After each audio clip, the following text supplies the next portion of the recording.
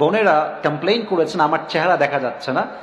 আমার চেহারা না দেখলেও হবে, আমার চেহারা দেখা জরুরি নয়, আমি কি ওয়াচ করছি দ্যাটস মোস্ট ইম্পর্টেন্ট, এটা সবচেয়ে জরুরি। কথা ঠিক আছে? ইভেন এই যে প্রজেক্টর নিয়ে কিন্তু অনেক রকম কথা বলা আমাদের মাঝে আছে। আমি একটা কথা আজকে না বলে পারছি না। আমাদের ওয়াচ শুনে দেখে যদি কারো ভেতরে নফসের কোনো বাজে চিন্তা আসে, কোনো অ্যাট্রাকশন ফিল হয়, তাদের জন্য উচিত আমাদের চেহারা না দেখে অডিও ওয়াচ শোনা। আমি এটাকে আপনাদের সামনে ওপেনলি ডিক্লেয়ার দিচ্ছি। আমার ভিতরে কোনো হিংসা নাই, অহংকার নাই, ব্যক্তিত্ববোধের কোনো বড়াই আমার ভিতরে নাই। আমার কথা হচ্ছে, যদি আপনার আমাকে দেখে কোনো বাজে অ্যাট্রাকশন কাজ করে, আপনি আমার ফেস নয় অডিও শোনেন। যদি অডিও শুনেও কোনো মায়া আসক্তি কাজ করে, অডিও শোনাও জায়েজ নেই, বরং আপনি তাকে শুনবেন, তাকে দেখবেন যাকে দেখলে আপনার আকর্ষণ কম, হেদায়াত আসে বেশি। ঠিক কিনা বলেন? প্রিয় বোন মায়েরা, আমি আপনার কাছে ক্ষমা চাচ্ছি, যতটুকু আছে মাইক্রোফোন কম আছে, খুব বেশি নেই। আপনারা একটু ধৈর্য ধারণ করে যা ওয়াজ শোনা যায় অডিও তো ফোকাস করেন, চেহারা দিকে ফোকাস করবেন না। আল্লাহ আমাদেরকে বোঝার তৌফিক দিক, সকলেই পড়া আমিন। বিশ্বাস বড় দামি জিনিস, যে বিশ্বাস নিয়ে আজকালকার মেয়েরা যুবসে খুব খেলতেছে এরা। ইভেন দেখবা আজকাল কিছু মেয়ে বের হয়েছে, বিয়ের সময় চরিত্র নয় টাকা দেখলে টাকলাকেও এরা বিয়ে করে ফেলে যুবক ভাইরা। এরকম মেয়ে বাংলাদেশের যুবক ভাইরা আছে না নাই? ও আমার মুরব্বী আব্বা জানরা, একটু আমার দিকে তাকান। আমি আপনাদের পায়ে হাত রেখে বলছি, আমার মুরব্বী আব্বা জান, মেয়েকে বিয়ের দেওয়ার সময় দেখবেন না যে কার কত বাড়ি, কার কত টাকা, কার কত বড় চাকরি। চাকরির আগে দেখবেন তার চরিত্র কত ভালো। এই দেশের মাটিতে হাজার হাজার মেয়ের বিয়ে হয়েছে কোটি টাকার সম্পত্তির মালিকের কাছে, কসম খোদার চরিত্র এত খারাপ, মেয়েটা একটা দিন শান্তির ঘুম ঘুমাতে পারে না। আর যেই বাবা বিয়ের সময় মেয়ের জন্য টাকাওয়ালা নয় চরিত্রবান যুবকের সন্ধান করেছে, আল্লাহকে সাক্ষী রেখে বলছি, তার মতো বিজয়ী বাবা আর দ্বিতীয় কেউ হতে পারে না। তবে আমার প্রিয় বোনদেরকে আমি বলছি, প্রিয় বোন, আমার বাপ ঠিক হলে হবে না, আপনাকে ঠিক হতে হবে। এই মেয়েদের আজকাল রুচি এত খারাপ, দাড়িওয়ালা চরিত্রবান 5 ওয়াক্ত নামাজি পছন্দ হয় না, গাঞ্জাখোর দেখলেই ফিদা হয়ে যায়। এই মেয়েগুলো আবেগে পড়ে বিয়ে করে, বিয়ের 2 মাস পরে এমন বাস খায় মাজার হাড্ডি সোজা হয়ে যায়। আমার বোন, আমি আপনাকে বড্ড শ্রদ্ধা করি, বড্ড ভালোবাসি। এখানে হাজার হাজার যুবকরা আসছে, যেই যুবক শীতকালে 5 ওয়াক্ত নামাজ ফজর সহ বা জামাত আদায় করে, আব্বা যান, এর চাইতে বেস্ট অপশন, বেটার অপশন আপনার মেয়ের জন্য আল্লাহর জমিনে দ্বিতীয় আর কেউ হতে পারে না। অতএব বিশ্বাস রাখতে হবে। বিশ্বাস থাকলে সম্পর্ক থাকে, বিশ্বাস নাই সম্পর্কও নাই। ঠিক কিনা বলেন? আচ্ছা, আমার চেহারার দিকে তাকান তো আব্বাজান, যুবক ভাইয়ারা। এই যে আমার মুখে এটা কি দেখেন তো সবাই, দেখা যাচ্ছে এবার এটা কি? আচ্ছা, আমাকে আব্বাজান তাকায় কম তো, আমাকে দেখে কি দাড়িতে খ্যাত লাগতেছে? এদিকে না শুনি, এদিকে শুনি না, আমাকে খ্যাত লাগতেছে? আনস্মার্ট লাগতেছে? আমার কথা দাড়ি রেখে যে আমাকে পছন্দ করবে সে আমার বউ হওয়ার যোগ্যতা রাখে, আর যে আমাকে নবীর সুন্নাহ দেখে পছন্দ করতে চায় না, কসম খোদা সে আমার বউ হওয়ার কোনো যোগ্যতা রাখে না। ছোট্ট একটা কথা হাদিসের মাঝখানে মনে পড়েই গেল, বলবো? বলেন সবাই, বলবো? একবার অনেক ক্ষুধার্ত, 3 দিন যাবত কিচ্ছু খায় না, দৌড় দিয়ে আসছে জঙ্গলে শিকার করার জন্য। তো বাঘের শিকার করার সিস্টেম হচ্ছে, এইদিকে তাকান, আমার ফিজিক্যাল মুভমেন্ট দেখেন, আমার চেহারা, হাত দেখেন। প্রথমে বাঘের এই কানটা এমনি খাড়া হয়ে যায় শিকার করার আগে, এবং তাদের যেই পাঞ্চ লাইন অথবা এই যে নখ, এটা হচ্ছে এমনি তারা অ্যাক্টিভ করে ফেলে শিকার করার পূর্বে। তো বাঘ আসছে জঙ্গলে, অনেকগুলো ভেড়ার পাল আসতেছে জঙ্গলের দিকে। তো বাঘ এম করেছে, একটা ভেড়া শিকার করবে, 1 লাফ দিয়ে যাবে, খপ করে ধরে আবার নিয়ে চলে আসবে। টার্গেট করেছে, এম রেডি, কান খাড়া, পজিশন একদম বরাবর।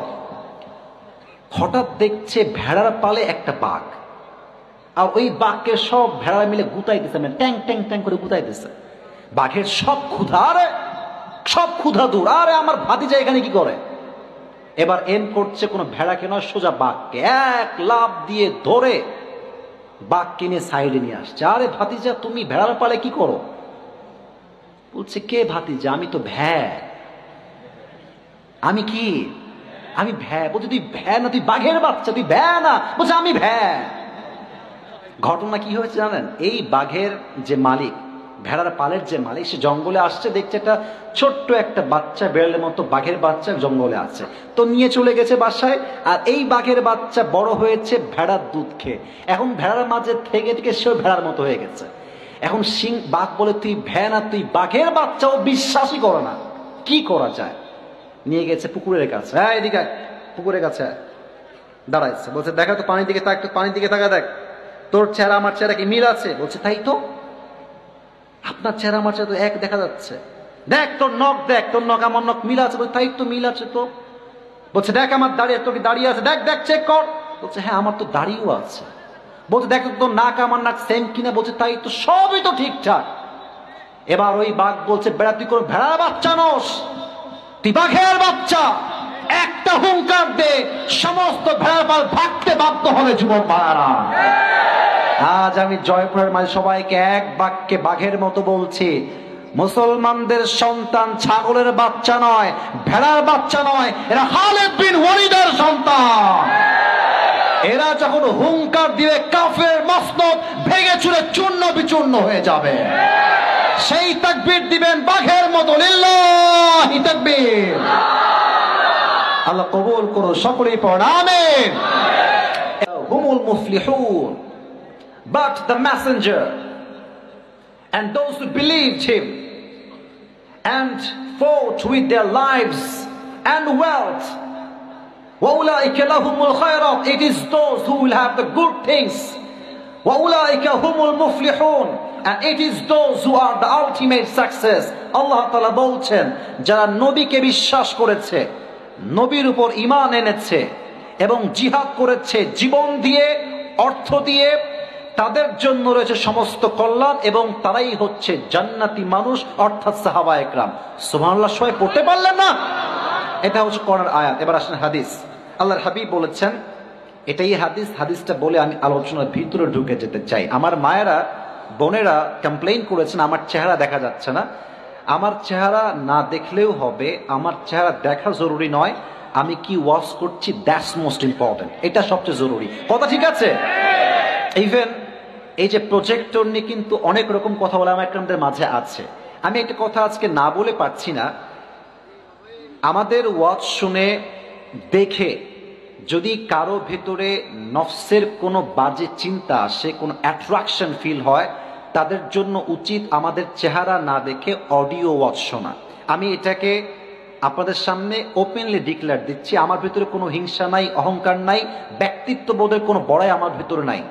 আমার কথা হচ্ছে, যদি আপনার আমাকে দেখে কোনো বাজে অ্যাট্রাকশন কাজ করে, আপনি আমার ফেস নয় অডিও শোনেন। যদি অডিও শুনেও কোনো মায়া আসক্তি কাজ করে, অডিও শোনাও জায়েজ নেই, বরং আপনি তাকে শুনবেন, তাকে দেখবেন, যাকে দেখলে আপনার আকর্ষণ কম, হেদায়াত আসে বেশি। ঠিক কিনা বলেন? প্রিয় বোন, মায়েরা, আমি আপনার কাছে ক্ষমা চাচ্ছি, যতটুকু আছে মাইক্রোফোন কম আছে, খুব বেশি নেই। আপনারা একটু ধৈর্য ধারণ করে যা ওয়াজ শোনা যায় অডিও তো ফোকাস করেন, চেহারা দিকে ফোকাস করবেন না। আল্লাহ আমাদেরকে বোঝার তৌফিক দিক। সকলেই পড়েন আমিন। আকরিমু আসহাবি ফাইন্নাহুম খিয়ারুকুম।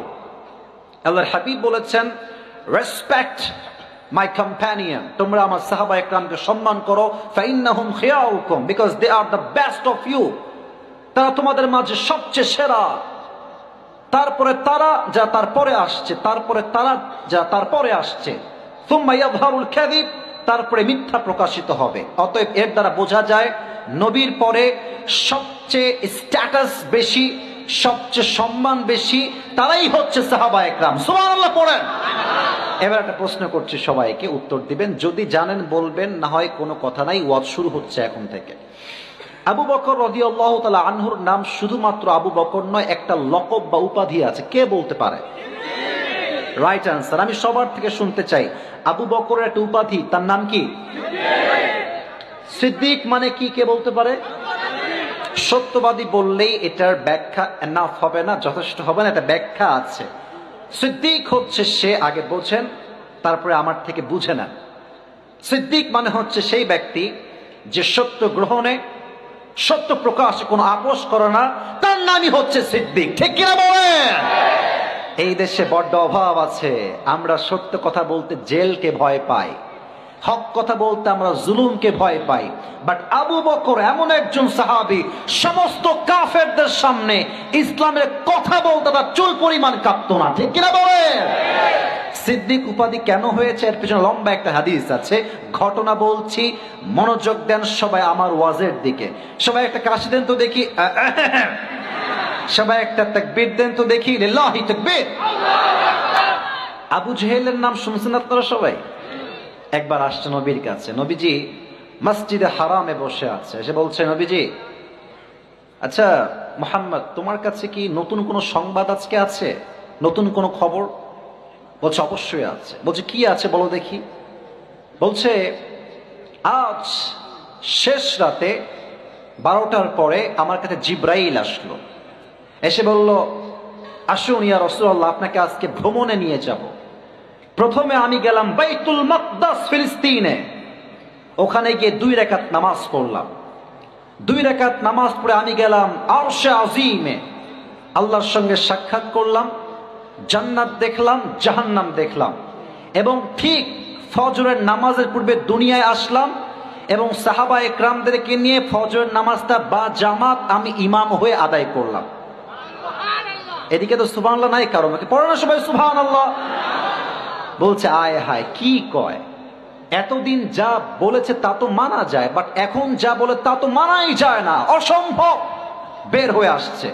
তাই বলছে মুহাম্মদ, তুমি আমাকে যা যা বললা, এটাকে আমি মানুষের মাঝে এভাবে বলতে পারবো? যা যা তুমি আমাকে বলেছো? বলছো অবশ্যই বলবা, কোনো সমস্যা নাই, যা শুনেছ তাই বলবা। এবার আবু বকর ওই দিক থেকে আসছে নবীর কাছে, এবার আবু জেহেলও বের হয়েছে নবীর কাছ থেকে, রাস্তায় দুজনে দেখা হয়ে গিয়েছে। এবার আবু জেহেল বলছে, ইয়া আবু বকর তাআল, এদিকে আসো আবু বকর, একটা কথা আছে তোমার সাথে। বলছে কি কথা, আমাকে বলো। বলছে আচ্ছা আমাকে বলো তো, আমার কথা বুঝতে কোনো সমস্যা হচ্ছে না তো আপনাদের যুবক ভাইরা, মুরব্বীরা?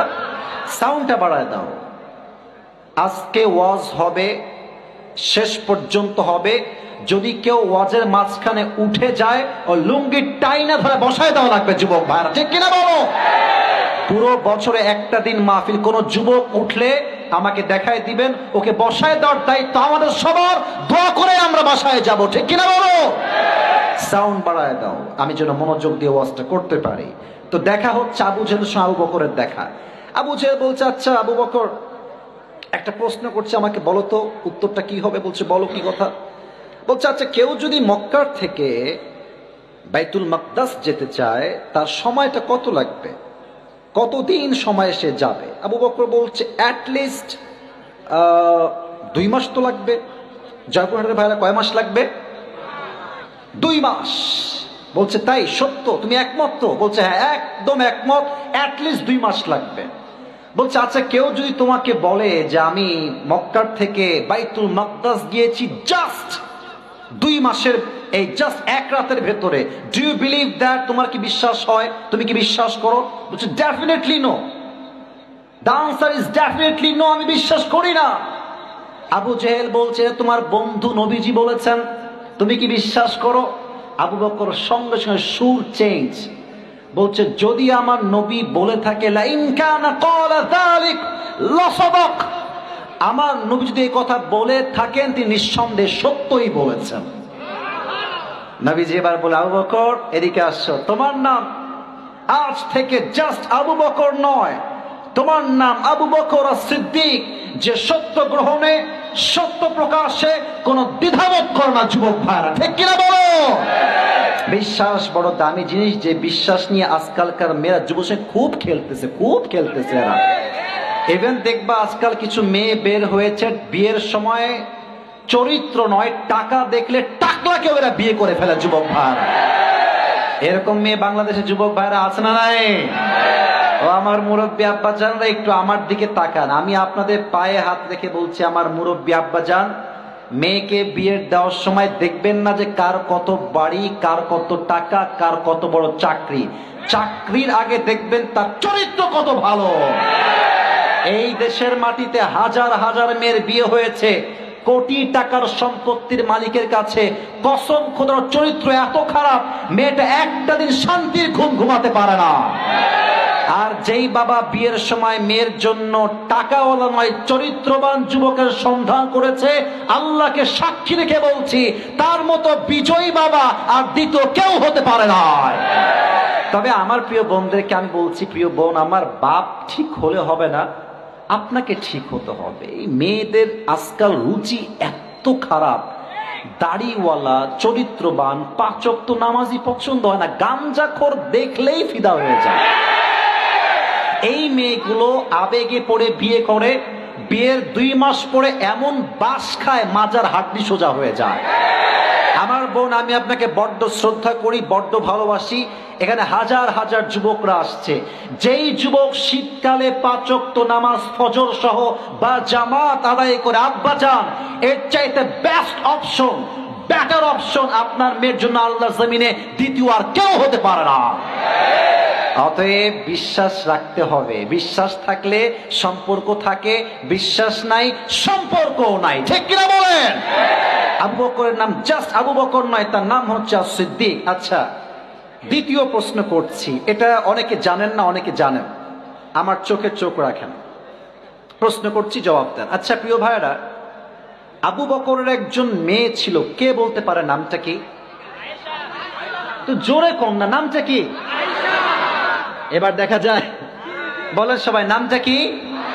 আয়েশা রাদিয়াল্লাহু তাআলা আনহা। একটা অবাক করার তথ্য দিচ্ছি, আবু বকর রাদিয়াল্লাহু তাআলা আনহু, he is not just a friend of prophet. নবীজির শুধু বন্ধু নন তিনি, যেমন বন্ধু তিনি, at the same time Abu Bakr নবীজির শ্বশুরও বটে। সুবহানাল্লাহ পড়েন আপনারা। তবে নাস্তিকরা একটা কথা বলে, আপনার নাউজুবিল্লাহ একটু জোরে বলবেন আমার কথা বলার পর, নবীর শ্রদ্ধার সাথে। নাস্তিকরা আবার নবীর চরিত্র খারাপ, তাই নবীজি আয়েশাকে 6 বছর বয়সে বিয়ে করেছে। এইদিকে নাউজুবিল্লাহর জোর আছে, এইদিকে নাই। What is this? সবাই বলেন নাউজুবিল্লাহ। আমি স্পষ্ট ভাষায় বলছি, জয়পুরহাটের ভাইয়ারা, নবীর মতো চরিত্রবান যুবক আল্লাহর জমিনে দ্বিতীয় আর কেউ হতে পারে না। আচ্ছা, আমার চেহারার দিকে তাকান তো আব্বাজান, যুবক ভাইয়ারা, এই যে আমার মুখে এটা কি দেখেন তো সবাই, দেখা যাচ্ছে এবার, এটা কি? আচ্ছা, আমাকে আব্বাজান তাকায় কোন তো, আমাকে দেখে কি দাড়িতে খ্যাত লাগতেছে? এদিকে না শুনে এদিকে শুনি না, আমাকে খ্যাত লাগতেছে? আনস্মার্ট লাগতেছে? আমার কথা দাড়ি রেখে যে আমাকে পছন্দ করবে সে আমার বউ হওয়ার যোগ্যতা রাখে, আর যে আমাকে নবীর সুন্নাহ দেখে পছন্দ করতে চায় না, কসম খোদা সে আমার বউ হওয়ার কোনো যোগ্যতা রাখে না। দেখেন, আমি আপনাকে হাদিসগুলো বোঝাই। আম্মা জান আয়েশার বয়স মাত্র 6, বিয়ে হয়েছে 9 বছর বয়সে, বিয়ে করে বাসায় তুলেছে। যেদিন বাসর রাত, ও বিয়ের একটা বাসর রাত আছে না রে ভাই? এই যে লজ্জায় মুখ লাল হয়ে গেছে। আরে ভাই, বাসর রাত আছে না বিয়ের রাতে রে ভাই? আছে না ভাই? বাসর রাত নবীজি আসছেন আয়েশার ঘরে। হাদিসগুলো খুবই মজার, যদি মনোযোগ দিয়ে শুনতে পারেন। এসে বলছে, আয়েশা, আগেই পড়েন সবাই মন খুলে সুবহানাল্লাহ। ওরে ভাই, একটু মন খুলে কর না সুবহানাল্লাহ। একবার সুবহানাল্লাহ কইলে জান্নাতে একটা গাছের মালিক হয়ে যাবেন আপনি। এই যে একটা গাছের মালিক হয়ে গেলেন, আবার পড়েন সুবহানাল্লাহ, আর একবার কর সুবহানাল্লাহ। এসে বলছে, আয়েশা, একটা কথা বলছি শোনো। আয়েশা, তোমাকে আমি আজকে প্রথম দেখছি না, তোমাকে আমি এর আগেও দেখেছি। আয়েশা বলছি, ইয়া রাসূলুল্লাহ, আগে দেখেছেন? আমি তো আজকে ফার্স্ট টাইম আপনার সামনে আসলাম। নবীজি বলছে, তোমাকে আমি আগে বাস্তবিক জীবনে দেখি নাই, আল্লাহ তাআলা স্বপ্নের মাধ্যমে তোমার এই রূপবতী চেহারা আমাকে দেখিয়ে দিয়েছে আগের থেকে। কেমনে দেখেছেন আমাকে একটু বলেন? বলছে, আমি একদিন ঘুমিয়েছিলাম, ঠিক তাহাজ্জুদের সময় জিবরাইল আসলেন, ঘুমের মাঝে, স্বপ্নের মাঝে। দেখলাম জিবরাইল ওই দূরে দাঁড়িয়ে আছে, আমি গেলাম জিবরাইলের কাছে। তো গিয়ে দেখলাম যে তার ঠিক ডান দিকে একজন মেয়ে বসে আছে, লাল রেশমি রুমালের চাদর দিয়ে তার পুরো চেহারাটা ঢাকা, ঘোমটা দিয়ে ঢাকা। আমি বললাম, ইয়া জিবরাইল, মান হাদিহিল মারআ, এই মেয়েটা আসলে কে? আয়েশার ব্যাপারে জিবরাইল বলছে, নবী আপনি খুলেন, দেখেন এই মেয়েটা আসলে কে। যখন তিনি চেহারার নেকাবটা বা এই যে ঘোমটা তুলেছেন, চাঁদের মতো একটা সুন্দর চেহারা নবীর সামনে ভেসে উঠেছে। নবীজি বলছেন কে? বলছে হাদিহি আয়েশা বিনতু আবি বকর রাদিয়াল্লাহু তাআলা আন। এটা আবু বকর একজন সুযোগ্য কন্যা আয়েশা। সুবহানাল্লাহ। নবীজি বলছেন জিবরাইল, আল্লাহ আসলে কি চায় আমার সামনে? এই মেয়ের চেহারা কেন আসলো? আমাকে আগে ব্যাখ্যা দেন। জিবরাইল ডাক দিয়ে বলছেন, ইয়া রাসূলুল্লাহ, ইয়া হাবিবাল্লাহ, আল্লাহ তাআলা চান আপনি তাকে আপনার বউ হিসেবে কবুল করে নেন। কোন সুবহানাল্লাহ। বলছে তাই নাকি? এই স্বপ্ন দেখেই ঘুম ভেঙে গেছে। ওরে ভাই, বিয়ের স্বপ্ন দেখলেও ভাল লাগে, বিয়ে করলেও ভাল লাগে। আরে কথা কোন ঠিক কিনা রে ভাই? নবীজি এখন এ ভেজাল আছে, এখানে কিছু কথার ব্যাখ্যা জানতে হবে। হুজুর আমার, মনে করেন আমার বন্ধু, উনি আমার সিনিয়র বাবার বয়সে, আমি জানি, I know that very well, but you know just you have to consider him as a friend. আমার বন্ধু উনি, ওনার বয়স হবে মনে করেন যে অন অ্যান অ্যাভারেজ 40, আমার বয়স on an average 35। For an example, আমার বয়স 35 আসলে না। তা আমি বললাম যে বন্ধু, আমার বন্ধু, আমার হুজুর না, আমার বাপ না, আমার বন্ধু, যে বন্ধু তোমার মেয়েটা আমার পছন্দ, আমাকে বিয়ে দাও। বলো তোর মতো বুইড়া খাটার সঙ্গে আমি বিয়ে দেবো কেন রে? তুই তো বুইড়া রে। কথা কি বোঝা যায় যুবক ভাইরা? বলো বলো বলো। তো এটা ব্যাপারটা এক্স্যাক্টলি এরকম নয়, তবে ব্যাপারটা কিছুটা সিমিলারিটি আছে। আরব বিশ্বে ওই সময়ে বন্ধুর মেয়েকে বিয়ে করা, it was just like a crime, অপরাধ। বন্ধুর মেয়েকে বিয়ে অন্যায় মনে করা হতো। বাট নবীজি সাহস পাচ্ছে না যে আমি কেমনে প্রস্তাব দিব। চাচিকে পাঠিয়েছে। চাচি এসে বলছে, আবু বকর এদিকে আসো। সালাম কালাম দিয়ে কথাবার্তা বলে বলছে, এটা কথা বলো, মাইন্ড করবো না তো? বলছে বলেন, কি বলবেন? তোমার মেয়ের জন্য একটা উত্তম পাত্রের সন্ধান আমার কাছে আছে, তুমি যদি চাও আমি তার নামটা বলবো। বললো মাসমু। মাসমু, তার নাম কি বলেন আমাকে? বলছে ইসমুহু মুহাম্মদ সাল্লাল্লাহু আলাইহি ওয়াসাল্লাম। আবু বকর বলছে, কি বললেন এটা আপনি? হি ইজ মাই ফ্রেন্ড, হুয়া হাবিবি, বন্ধু আমার, বন্ধুর সঙ্গে আমার বিয়ে আমি কেমনে দেই? অ্যাট দ্য সেম টাইম তিনি চিন্তা করছেন মানে মনে মনে যে আয় হায়, নবীর সঙ্গে যদি বিয়ে নাই দিই, তার মতো চরিত্রবান যুবক এই তোল্লাটা দ্বিতীয়টা কেউ নাই, পৃথিবীতেই কেউ নাই। সুবহানাল্লাহ পড়ুন আপনারা সবাই। এখন চিন্তা করছে বিয়ে দিব কি দিব না, দিব কি দিব না, দিব কি দিব না। বাট আল্লাহ তাআলার সিদ্ধান্ত, সঙ্গে সঙ্গে আবু বকর বললেন, আমি ইয়েস, আমার মেয়ের বিয়ে যদি কারো সঙ্গে হয় আমার বন্ধু মুহাম্মদের সঙ্গে হবে। সুবহানাল্লাহ। বিয়ের ডিল ডান, বিয়ে হয়ে গেল। এখন নাস্তিকরা কি বলে? এটা কিন্তু যুবক ভাইয়েরা একদম কান খাড়া করো, মুরব্বী আব্বা যান কানটাকে খাড়া করো। নাস্তিকরা বলে নবীর চরিত্র খারাপ, তাই তিনি বাল্য বিবাহ করেছেন। আপনারা কি একমত? ইয়েস নাকি নো? নবীর চরিত্র হচ্ছে সবচাইতে পবিত্র চরিত্র, ঠিক কি বলেন? যদি টুপিটা পেতে চান, এখন 3টা কারণ বলছি, একদম মেমোরাইজ করে নেন, মুখস্থ করে নেন। 1 নাম্বার কারণ, হুজুর হচ্ছেন আমার জাস্ট হুজুর বা বন্ধু, এটা একটা সম্পর্ক। আর একটা হচ্ছে আত্মীয়তার বন্ধন। আমরা গ্রামের মানুষ, আমিও গ্রামের ছেলে। আচ্ছা, বন্ধু বন্ধুর সম্পর্ক, কল দিলেও দিলাম, না দিলে না দিলাম। বন্ধু 1 মাস পরে, কি রে খোঁজ খবর যে নিস না রে, বন্ধু কাজে ব্যস্ত রে, ডিফারেন্ট রিলেশনশিপ। বাট বন্ধুর কাছে আমার মেয়ে আছে, আমি এখন না চাইলেও প্রত্যেক সপ্তাহে না হোক প্রত্যেক মাসে একবার হলেও ফোন কল করবই করব। কথা কি বোঝা যায় কিনা বলেন? তাহলে একে তো বন্ধু আল্লাহ চাচ্ছেন এরা দুইজন একসঙ্গে রক্তের সম্পর্কে জড়ায় গেলে আল্লাহর দ্বীনটা আরো সামনের দিকে এগিয়ে যাবে। এই জন্য আল্লাহ তাআলা ফয়সালা করেছেন আয়েশার সঙ্গে নবীজির বিয়ে হবে। ফার্স্ট রিজন, প্রথম কারণ। 2, এটা আরো ইন্টারেস্টিং কারণ।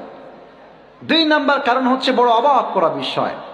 আল্লাহর হাবিব সাল্লাল্লাহু আলাইহি ওয়াসাল্লামের যিনি স্ত্রী আম্মা জান আয়েশা, উনি এমন একজন নারী যার মেধা, যার প্রজ্ঞা, যার জ্ঞান এত বেশি, পুরো ইসলামিক ইতিহাসে সবচাইতে মেধা যেই নারীর বেশি ছিল তার নাম আম্মা জান আয়েশা। সুবহানাল্লাহ পড়েন।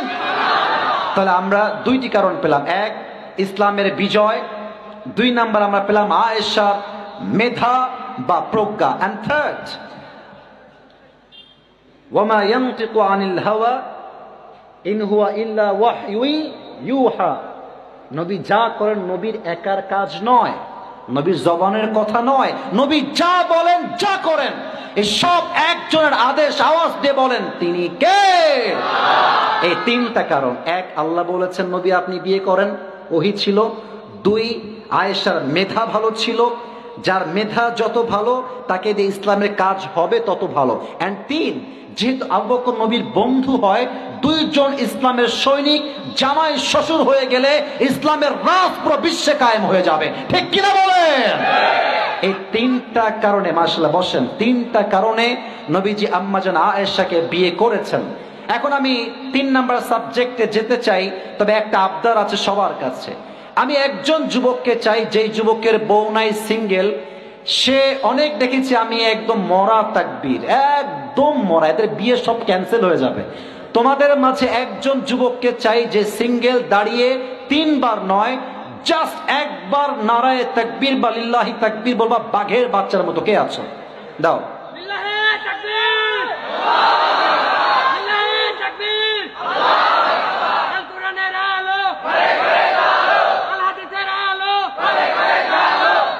তোমার বিয়ে 50% কনফার্ম, বাকি 50% না। আমি আরেকজনকে চাই, একবার, 3 বার না, একবার দিলে আমি খুশি, বাঘের মতো দিবা। কে আছো?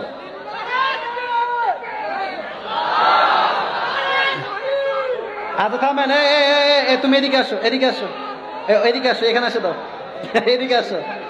ওর চোখে সমস্যা আছে মনে হয়, তো ওদিকে একবার আসো। আচ্ছা শোনেন, আমি বলি, আপনাদের মাঝে আমি বাঘের রূপ দেখতে চাই। আমার সঙ্গে তাকবীর দেন, লিল্লাহি তাকবীর। আল্লাহ তাআলা কবুল করুক, আমরা সকলেই মন খুলে পড়ছি আমিন। আচ্ছা, আমি একটা ছোট্ট ঘটনা বলছি। আপনাদের মাঝে আমি দেখলাম খুব নম্রতা বেশি।